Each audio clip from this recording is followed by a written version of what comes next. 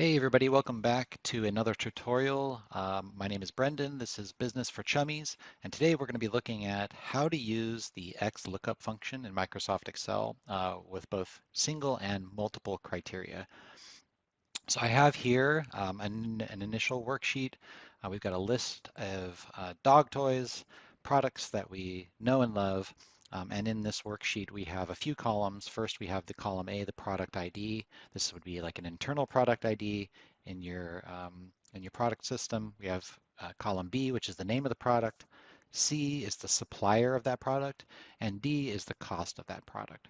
And what we're going to be using the XLOOKUP function for today is to find out, based on looking up a product ID, who supplies the product and what is the cost of that product. So in my first column here, I'm going to say I want to look up, let's say product number 3 here. So I'll enter the number 3 as my reference product ID. And in the supplier column is where I'm going to enter my lookup function. I'll type equals XLOOKUP, open parens, and the first thing I need to enter is the lookup value. So I'll select my reference product ID here, 3. I'll hit comma, and then it wants to know where do I want to find this column, this value for product ID. So I'll choose the range here in column A, A2 through A6. I'll hit comma, and it says, okay, after I find your value in column A on that row, which value do you want to return? So I'll say I want to return the values from column C, C2 through C6. And then I'll do close parens and hit enter. And as you can see, based on the product ID of 3, it has returned the supplier column here, dogs, dogs, and dogs. I could do this a similar approach here for the cost column. XLOOKUP. I want to look up my product ID. I want to find that product ID from column A. And instead of the supplier range, I'll choose the cost range and hit enter. And now when I change my product ID to 2, for example, it'll return furry friends and the cost of that specific row. Now that requires me to enter the formula twice, one in each of the column H and I, but the XLOOKUP function has a fun built-in feature, which is called the Spillover Feature, that allows me to enter one formula and extend the range to cover multiple columns, and it'll automatically spill over into the next column for me. So let's take a look at that. Again, I'm going to hit equals XLOOKUP, open parens. I'm going to choose my product ID reference here, hit comma. I'm going to try to find that product ID from column A. I'll hit comma. And now here in my return array, rather than just choosing one column, I'm going to choose multiple columns. So I'll highlight both the supplier and the cost columns. And this is going to make my range both from C2 to D6 down here. And what the XLOOKUP function is going to do is automatically spill over that formula into the second column here.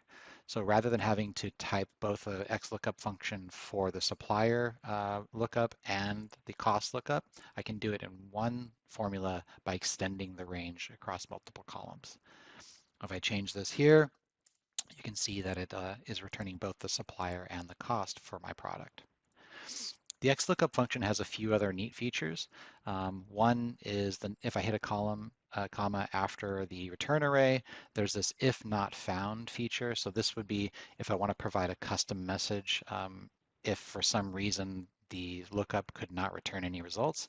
So I'll just go ahead and do a double quotes here. I'll say, whoops,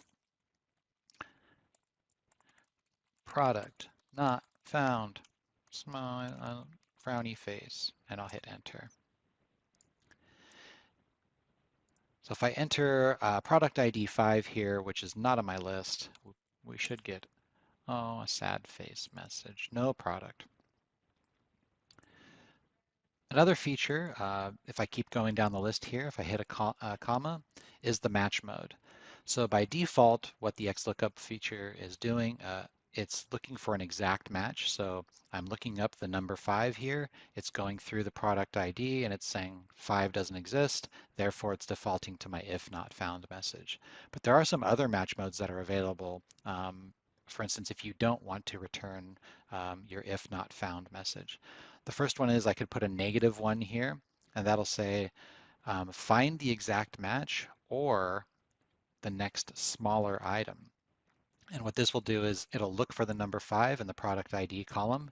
If it can't find it, it'll go down one number to number 4, and if it finds number 4, it'll return the value for that.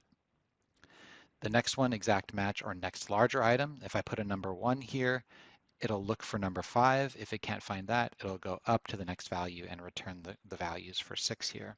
And then number 2 is a wildcard character match, meaning it's going to look for values that have the number 5 in them across my entire lookup. So for demonstration, I'll just go ahead and choose the 1 option, which means I'm going to find the exact match or the next larger item. Because 5 is not on the list, it's going to bump me up to the next larger item 6, and we should see it return pet start and 1249. Ta-da! All right, the last feature here is the search mode. So this gives me the ability to search from the top of my list here, the product ID, and search down. This is used in case you have, rather than unique rows, you have multiple rows that have the same values. So for instance, if you product ID is maybe not a good example, but if you just had a list of criteria that had possible multiple values and you wanted to find the first value by date, for example, you may start at the top or start at the bottom, and then you can choose some ascending, descending options. All right, so that gets us through the basic use of XLOOKUP, and now what we're going to do is we're going to switch over to this other worksheet here, and we're going to do a little bit more complex example of how to look up multiple criteria and return a single value based on multiple criteria. So in our example here, we have kind of some similar data. We have the same product ID list, we've got the same product names, but we've got a different data set here, which is values across the different fiscal quarters of profit during that quarter for that product. And so we want to use the XLOOKUP feature to find out how much did a specific product profit in a specific quarter. And so there's 2 references that we need to enter. Let's say we want to look up product ID 2, and we want to know how much that product profited in quarter 3. So I'll go ahead and enter quarter 3. And in the profit column here is where I'll enter my XLOOKUP function. I'll enter XLOOKUP, open parens.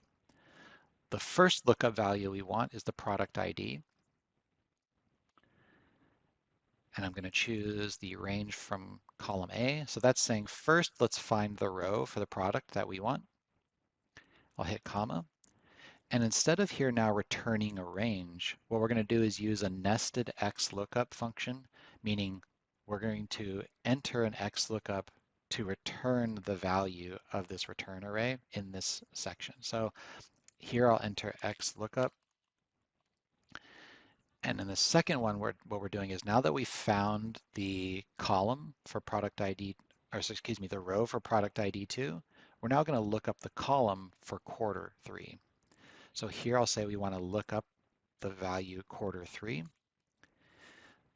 The array of which we're looking for that value is across these top column headers here. And then finally, the return array for the final value that we want is across all these columns and rows because it could find the value in any of these product ID rows and based on our lookup could find the value in any of these quarter columns. Again, here we could enter an if not found message, but I'm just going to close this parens. That closes my first XLOOKUP function, and then I'll do another close parens, and that closes my initial XLOOKUP function, and I'll hit enter. And as we can see, we have this value of 6,000. It looked for product ID 2 in the row, and then it looked for quarter 3 in the column, and it's returning this $6,000 value. Very nifty feature. I love using the nested functions. It can be complex sometimes, but it definitely gets the trick done when you're using the XLOOKUP for multiple criteria. All right, that gets us through the XLOOKUP function. I hope you guys enjoyed it, learned something, and we'll see you next time.